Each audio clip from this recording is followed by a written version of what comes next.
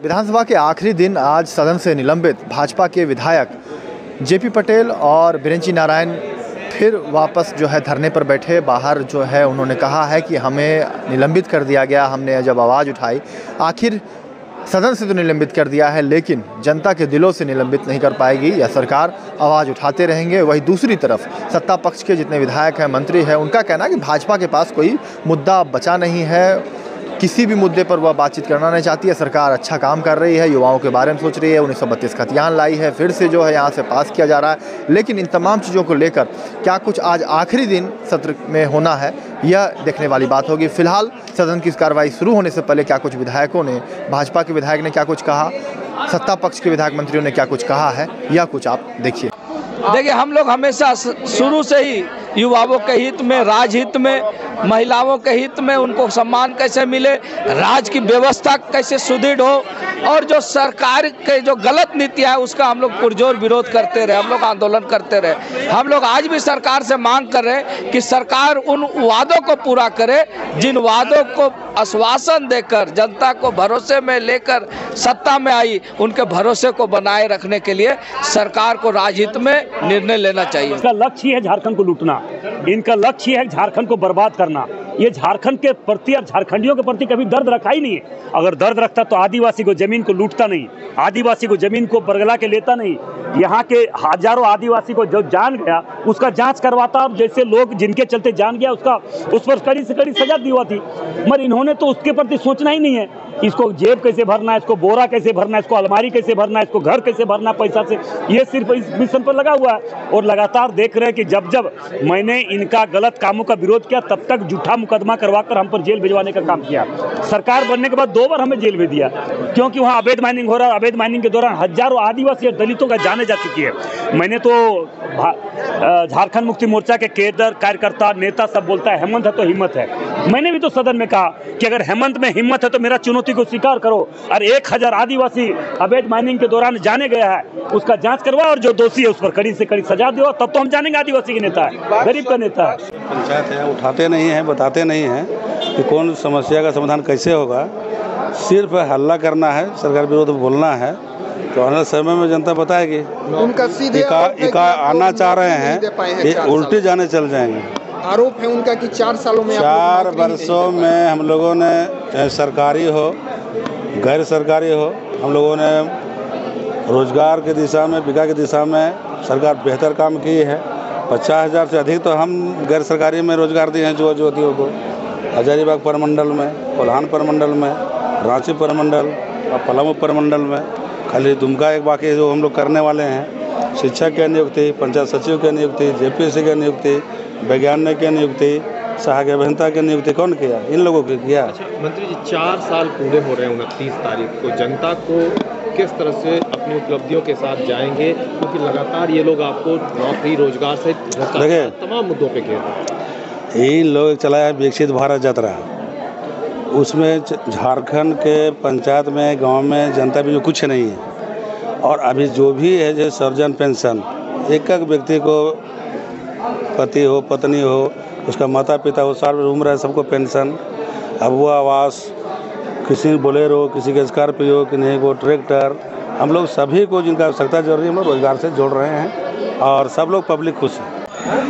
और इनको चाहिए यूपी, बिहार, इन लोगों को उसके अलावा कुछ नहीं सोचता है। ये लोग सिर्फ और सिर्फ इस राज्य के जो यहाँ के मूलवासी हैं, यहाँ के आदिवासी हैं, यहाँ के, उनको ये यहाँ से पलायन पर मजबूर कर देना चाहते हैं। इनका यही एक एजेंडा है। ये चाहते हैं कि हम इस झारखंड से, झारखंड के मूलवासियों, यहाँ के आदिवासियों का समूल नाश कर दें, इन्हें ऐसी स्थिति में ला दें कि ये यहाँ से दूसरे राज्यों की ओर चले जाएं और इनका आधिपत्य यहाँ स्थापित हो। जो इनको नकार चुके हैं, यहाँ के जो झारखंड के जो लोग हैं इनको नकार चुके हैं और इसलिए इस तरह का जो इनका आचरण है। क्योंकि देखिए, आपके विधानसभा के अंदर उसी विधेयक का ये समर्थन करते हैं और बाहर पिछले दरवाजे से ये उसे खारिज करवाने का काम करते हैं विभिन्न माध्यमों से। कभी माननीय उच्च न्यायालय के माध्यम से, कभी महामहिम राज्यपाल महोदय के माध्यम से, और ये पहले ही भविष्यवाणी भी करते हैं कि फिर से महामहिम इसे वापस लौटा देंगे। तो ये सब कुछ देख रही है जनता। सरकार में थानेदार अवैध खनन करवा रहे हैं, बालू की लूट करवा रहे हैं सरकार। तो जब ये IT, ED, चुनाव आयोग सभी जब इनके जिम्मे है, तो राज्य की पुलिस का जिम्मा भी यही ले लें और जाकर विभिन्न जगहों में जांच करके विभिन्न जगहों में कार्रवाई करने का काम करें। देखिए कि कौन सा काम, जब सभी सारी जिम्मेदारियां इन्होंने केंद्रीय एजेंसियों की ले ली है, तो राज्य की एजेंसियों की भी जिम्मेदारी ये ले लें। आंदोलन कर रहे हैं कि विरोध में कर रहे हैं, ये तो पहले पता लगे। के मुद्दे पर पूरी तरीके से जनता को भरमाने का प्रयास कर रहा है। बहुत स्पष्ट अपने वक्तव्य में कल हमने सदन के अंदर और सदन के बाहर यह कहा कि वैसे कानून जिनमें आरक्षण की सीमा 50% से ऊपर जाती है, वो न्यायिक समीक्षा से संरक्षित तभी होते हैं जब वो 9वीं अनुसूची में होते हैं। और मैंने साधारण कहा कि हमारे महामहिम राज्यपाल जिस राज्य से आते हैं, तमिलनाडु में 69% आरक्षण लागू है जो 9वीं अनुसूची में संरक्षित है। विपक्ष के लोग झारखंड की जनता को 1932 के खतियान का लाभ नहीं देना चाहते हैं, इसलिए नाटक कर रहे हैं। मैंने चुनौती देकर उनसे यह कहा था कि आप 9वीं अनुसूची में इस कानून को संरक्षित कराने में मदद कीजिए, उसके बाद बाकी बातों को कीजिए। राज्य सरकार बिल्कुल स्पष्ट इस बात पर है कि किसी भी एग्जीक्यूटिव ऑर्डर को कोर्ट में चुनौती दी जा सकती है। 13/11 का जो एग्जीक्यूटिव ऑर्डर था रघुवर सरकार का, वह भी कोर्ट में धराशायी हुआ था। तो मैं आपके माध्यम से ये स्पष्ट कहना चाहता हूँ कि विपक्ष की इस नीति को झारखंड की जनता ने बहुत बेहतर तरीके से समझा है। झारखंडी जनता जो खतियान की पक्षधर है, विपक्ष के इस दोहरे रवैये का निश्चित रूप से खुलकर जवाब देगी। विपक्ष का कहना है कि आप लोग जबरदस्ती सदन के अंदर बिल को रोकने का काम कर रहे हैं, लाने का काम कर रहे हैं। मैंने उनसे ये पूछा जाना चाहिए कि संसदीय कार्य प्रणाली में जबरदस्ती और सहज भाव क्या होता है। सरकार ने अपने 11 नवंबर 2022 के बिल को अगर यथा प्रस्तावित किया है बगैर किसी संशोधन के, तो बहस की मांग करना विपक्ष की नादानी है। संसदीय परंपराओं को उन लोगों को पढ़ लेना चाहिए। यदि इसमें कोई संशोधन होता तब ऐसी स्थिति में विपक्ष से बहस की बात बनती। जब वन लाइनर था कि यथा प्रस्तावित है, तो इसमें ज़बरदस्ती कौन है? सवाल इस बात का उठता था, ये मैंने कल भी कहा, आज भी कहता हूँ कि ये स्पष्ट करें कि ये 1932 के खतियान के आधार पर नियोजन नीति के सरकार के फैसले के साथ हैं या उनके खिलाफ है। लाइव लगातार के लिए रांची में कौशल कुमार।